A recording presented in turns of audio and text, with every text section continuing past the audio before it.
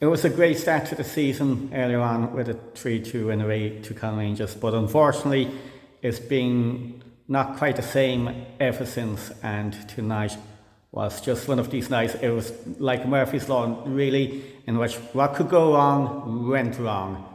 How do you sum it up? Yeah, it was tough out there. Well, we've had a tough season, First win was good, confidence booster, but we're a B team, we're playing against A teams, it's going to be tough. We know it's going to be tough, but we keep trying our best, but fortunately it wasn't enough today, as you've seen with the scoreline. And Glenhest is kind of a derby game, and to be honest, they were up with the challenges of flying in, and there was nothing held back really. Went on the tackling department over the 90 minutes out there, and both sides were fairly crunching in on the tackles, and one or two might have been a bit on the naughty side.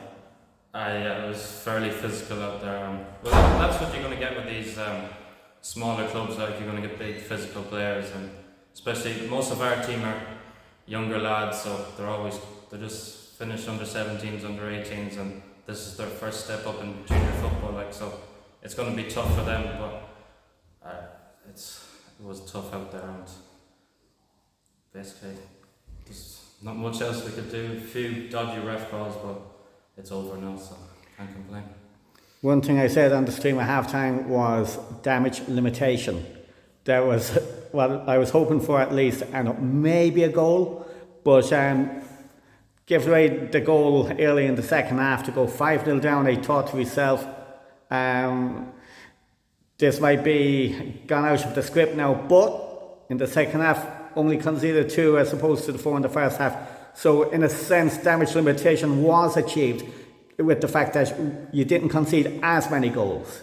I think we defended better in the second half. We knew what they were going to do, long balls, physical in midfield. We dealt with it better, but as you say, it was basically over and done with at half time, being 4-0 down, so there's not much else we could do. But I know the lads played well there, a few of the younger lads coming through up to junior football, so they're getting used to it now, but unfortunately we only have one game left, which is Swinford at home, so we try to get a result out of that maybe. And I think from what I can gather, Swinford actually going for the title. They were playing Ballinrobe this evening, and I don't know how that game obviously went, but if Swinford did win that, it puts them in control, I think, of that division. And if Swinford actually won the league tonight, to be honest, I didn't really look at the table, but the best case scenario, if Swinford won the division, you could be looking at them taking their foot off the pedal. Oh yeah, hopefully, yeah. I think they have a few games now, but Swinford are flying well. Been looking at a few of the results, so they're fairly beaten teams. They bet Glenhest there 6-0, but we'll try our best whenever the game is next week or the week after, so we'll keep our heads held high.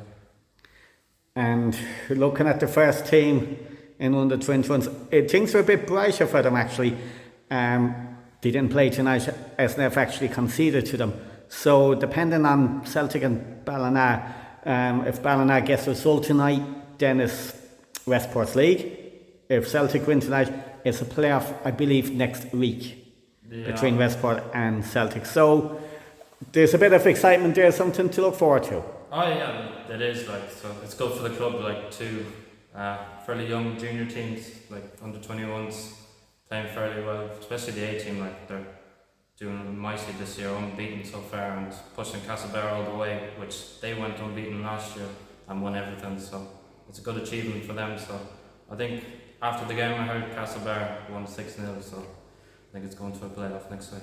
Yeah, it sounds like that at that rate. So we'll be wishing the A team the very best of luck in the playoff. So back to tonight, despite the result, as you said, 1 or 2 positive individual performances from different players, and there was the occasional burst of possession football, keeping a few passes together.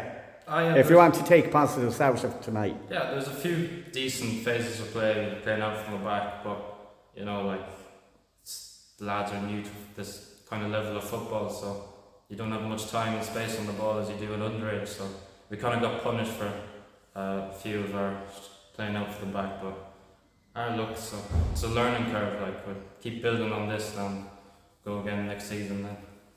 And I'm sure when this season ends, I think the lads will look back and probably come back stronger for it next year. Oh yeah, definitely. We'll probably get more numbers in again next year with the under-18s that are too old. So we'll have a good squad next year and fight out it again. Indeed, and all you can do is keep chipping away. Whatever the results are, you have got to start somewhere. Yeah, I do. Thank you very much. Thanks, thanks. So, when we last met against Ballinrobe a few weeks ago, 4-2 loss at the time, following your first game win, which was 3-2 against Conn Rangers, it's been tough ever since. But tonight is certainly not an interview I like to do with you. It was a case of Murphy's Law where everything that could go wrong went wrong. It's a case of ifs and buts. What if things were different? It's a lot of ifs and buts, Kenny. Individual mistakes. I think for 3 or 4 of the goals, it's just happened us too much. It's 3 games now in a row where we've lost. We've conceded, I think, 14 goals now in 3 games, and we've scored 2 in reply. It's not good enough across the board. Definitely not good enough in adult football. If that's your return after 3 games, you're in serious trouble. It's serious punishment. You don't get away with it like you do in schoolboys. You get punished here. It's a different level of quality across all teams. Doesn't matter A, B, C, whatever it is. You get severely punished, and we have. And the first half really, Glenhest did rattle in 4 without reply, and I said on the stream at the half time the best we'd be looking for is damage limitation in the second half, hopefully score a goal. The goal we all would have been hoping for didn't materialise, but when it went 5-0 early in the second half, I was initially thinking to myself, this might go really pear-shaped altogether, but credit to the lads, they only conceded the 2, so they did achieve some sort of damage limitation in the second half. Yeah, it's just an unfortunate goal to give away at that early stage of the second half. I think players need to look at themselves where they can communicate together better. I don't think there was anybody coming behind Kieran there. Unfortunately, Murphy's Law, as you call it, Kieran Murphy got the own goal. I think he should have been told maybe that there was nobody coming behind him. There wasn't a danger. Could have gone out for a goal kick. We could have reset from that maybe and got forward. Instead we were picking the ball out of our own net, kicking off again from the halfway line, 5-0. We went out at half time in the dressing room. It wasn't that we had played badly, it was just our individual mistakes. We felt we had played better than we did against Ballinrobe 2 weeks ago in the first half. I think Ballinrobe, only for leading that day, could have been out of sight, could have been 6-7 even at half time. That day we got 2 in reply. We've had our chances here today, we just didn't take them.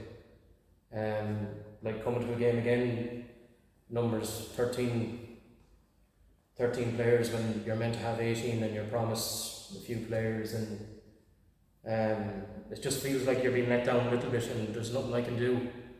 Jesper can do, Josh can do for them players. A lot of them players out there tonight hadn't played together, I don't think ever. Like, you had the likes of Evan Ralph coming in there, Matthew Moore as well. Haven't played with a lot of them lads that are playing on that team. You can't tell them fucking an hour before a game. Like, you know, it's hard. It's hard to take. I know it might sound like the victim here, but it is what it is. Like, I'm just telling you how it is from our side. You'll see it differently from the outside, I can guarantee you that. And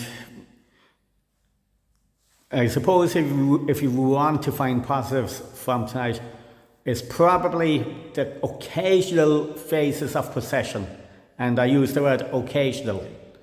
There were flashes of that, and 1 or 2 individual sort of moments from individual players.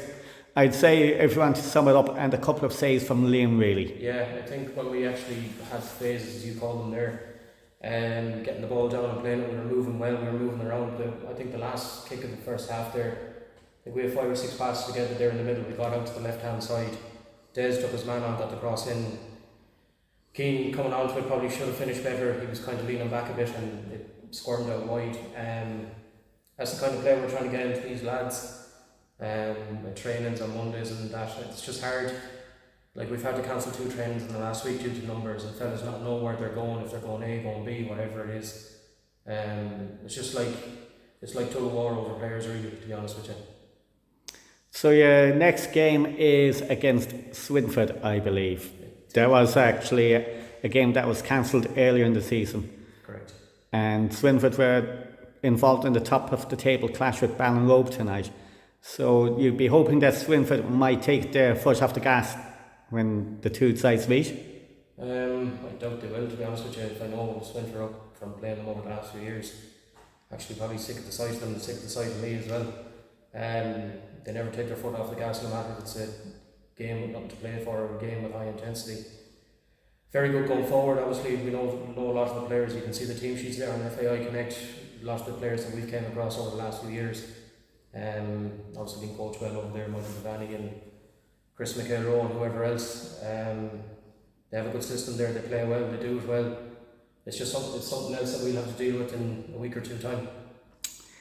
And looking at the A team, after Celtic's win against Ballina tonight, which has been confirmed, they've a playoff against Celtic. I think is possibly next Thursday evening. I'm led to believe in Milebush, Solar 21 Park.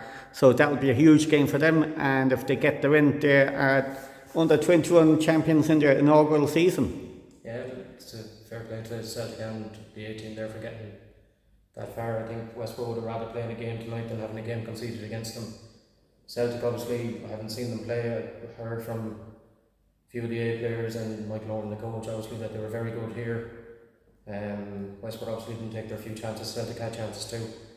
It's going to be the same in a week or two time whenever they meet. I suppose it'll probably be a game of where you have to take your chances, because the two teams will probably give up very few. So the playoff final, whenever that's confirmed, will be a humdinger of a game.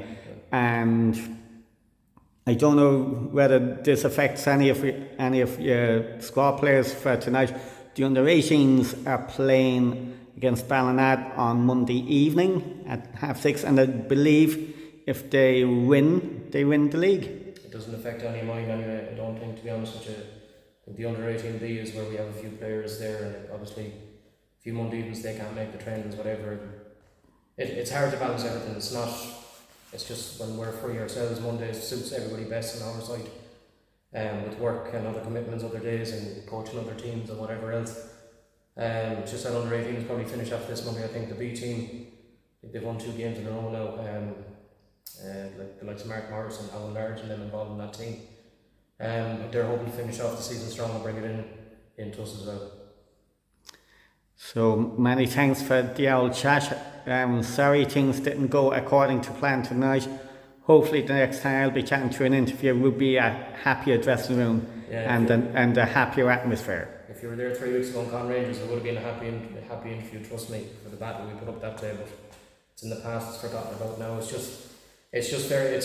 It's tough when you're putting in work into a team and you don't know what you're getting week in and week out. And you can see the results are coming because of just the frustration in player commitment and everything else. There's a lot of players playing A football, they're assigned B and should be playing a bit of B as well, but I just don't think they want to. I don't know what it is. I don't know what it is, to be honest with you. It's frustrating, but it is what it is, I'm afraid. Thank you very much.